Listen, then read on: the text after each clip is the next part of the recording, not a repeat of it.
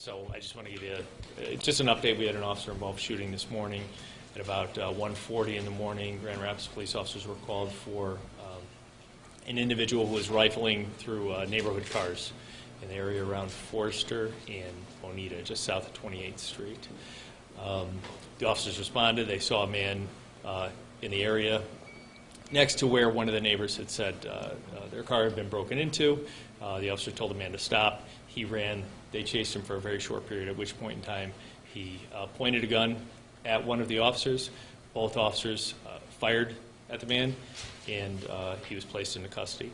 He's taken to the hospital. He's in serious condition. He is expected to survive, but happy to answer any questions. You recovered the gun?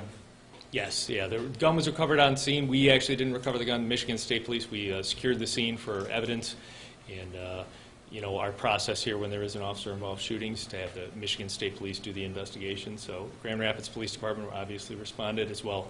Kentwood came from mutual aid. Wyoming Police Department came. The Kent County Sheriff's Department came and set up a perimeter for just to secure the scene.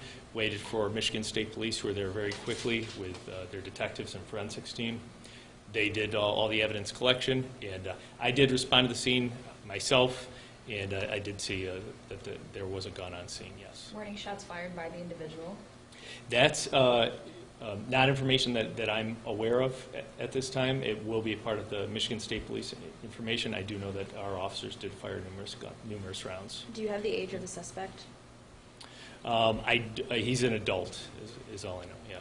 Do you know what type of gun was recovered from the scene that the suspect had? Is it a real gun? Is it a, It looked to me, from my experience, and again, I didn't recover it, Michigan State Police recovered it. I haven't talked to them about it, but from my experience, it looked to me like a Taurus semi-automatic handgun, a real handgun. It's possible that it's something otherwise, but I would strongly suspect that it was a real gun. Is it believed that just one suspect was involved initially?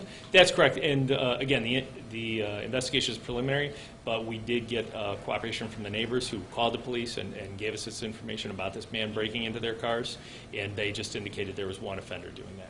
Approximately what time did MSP wrap up their on-site investigation? You know what? They actually might still be down there. I'm not sure that it's completely wrapped up, but I was down there probably till about 3:30 or 4, and they were still doing their work down there, so at least till then. It was multiple cars that were broken into? That's correct, yes. Any chance it's connected to Kia Boys? No, that's something that I thought about actually when I was headed down there, and generally how the Kia Boys operate, they go as a gang. It's a gang, and they go 3 or 4. They travel in groups. This was just one individual.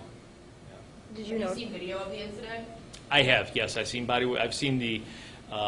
There may be other video out there, so I'm going to put that disclaimer out there, but I've seen both officers' body-worn camera video, and I've seen the in-car camera video.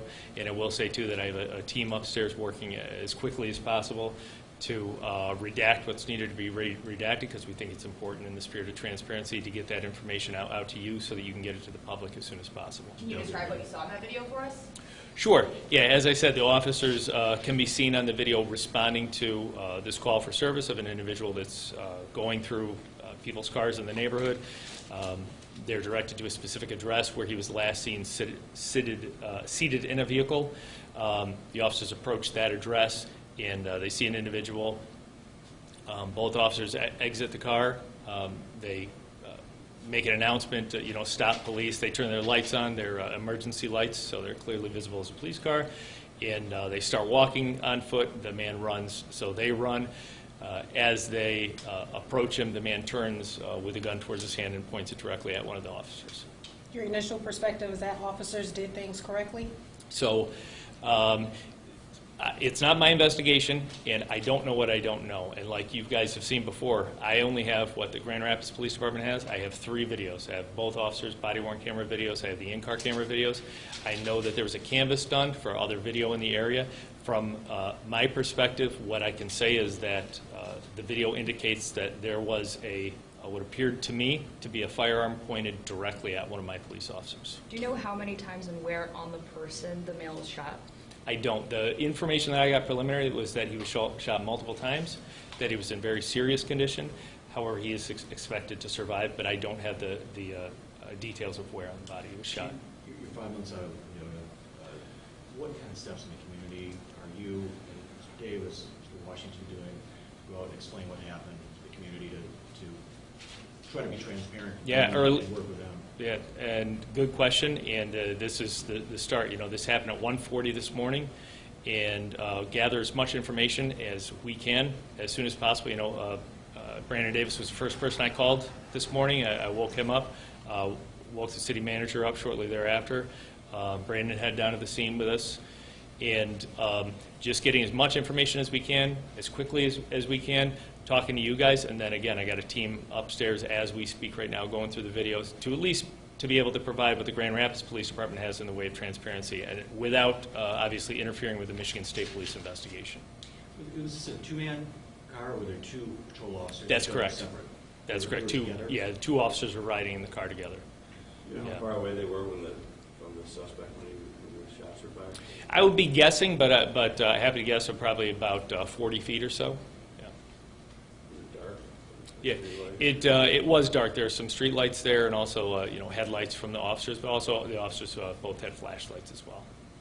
Any of the bullets stray hitting any homes or any other vehicles? That's something that we would do a canvass for. The entire neighborhood will be canvassed. Any door will be knocked on that's in the area. However, where that shooting actually took place in the intersection there around Forrester and Bonita, there's a very large park, and it looked like the direction of the bullets would have gone into the park. So something that we're always concerned about, though, because bullets can travel a very long way and still be deadly.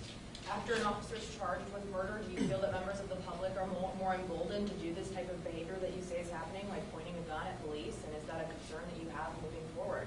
I am concerned about, I don't know if I'd necessarily conflate those two, but anytime that there's sort of picture of a delegitimacy of law and order or the police department in general, it's a serious concern of mine. I've seen it happen in other jurisdictions.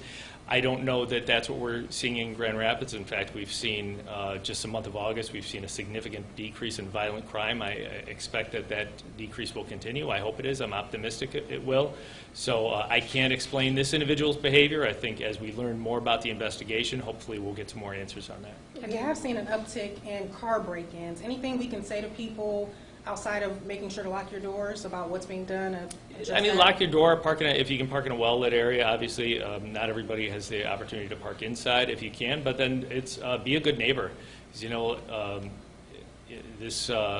this incident tonight, there were just a lot of neighbors that said they don't want to put up with this, and they're going to call. A lot of individuals, too, have been putting up doorbell cameras. That's very helpful for us. Not only is it helpful for us to solve these crimes, but it's a very helpful deterrent. So if you have surveillance on your home that is visible and people know, a lot of times they're going to go to the house or they're going to go to the street next door. They're going to go. Go ahead, Joe. Did you actually get doorbell camera video from here? For this incident, although we're happy to help in any way canvass, the Grand Rapids Police Department is not doing the secondary surveillance video sort of searches. We just have the video that we have, and any other help that the state police needs, we're happy to give it to them, but I expect that they will be collecting that video if such video exists. Have you spoken to the two officers? How are they feeling? Are they shaken up? I have. They're very shaken up, as I would be too, I'm sure, but I did check in with them today, and I told them before they left here, and I told them I'd give them a call tonight once they've been able to get a little rest. Do you know how long they've been with the department? I don't know specifically how long. I know that, for example, neither one of them has been involved in an officer-involved shooting before. Chief, you instituted this two-man car policy back in April.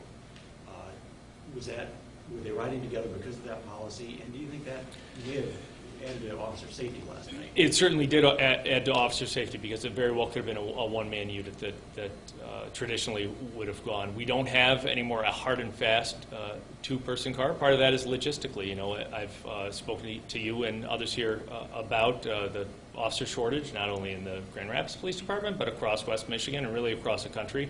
And logistically speaking, when there's somebody that's calling for a police report for a stolen car or a burglary report, to be able to send a single-man unit to those cases, it just makes more sense, better coverage for the city. Officer safety-wise, we would always love to have two officers in the car.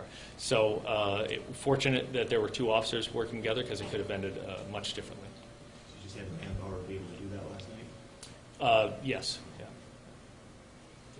fortunate that you did? Oh, yeah, Did it's- you ever do it- that last night? Because that's not every night, right? No, it's not, and even last night, I'm sure there were a few officers which were by themselves. Unfortunately, I'd love to have every officer a two-man assigned to a two-man unit, but I do think it was fortunate that they were together last night because it's always a more safe situation for Your them. home department of Chicago has suspended things like foot chases because of their inherent danger to the public and for officers. Is that something that you're considering for the department or something that you think about in these types of situations? I actually had a strong hand in writing the foot pursuit policy in Chicago. It's long, it's clunky, but I will say that if you applied this incident to that policy, they would be 100% in policy. And I also want to correct you, this is now my home department. I appreciate you guys taking the time to talk to me. Thank Chief, you. any Thank you. chance we will release that video today? I would say I'm doing everything I can. So the answer is yes, there is a chance. Yeah. Thank you, Chief. Yeah. Thank you. I appreciate you guys. You know how many cars are going into this equipment? At least two. Yes, sir.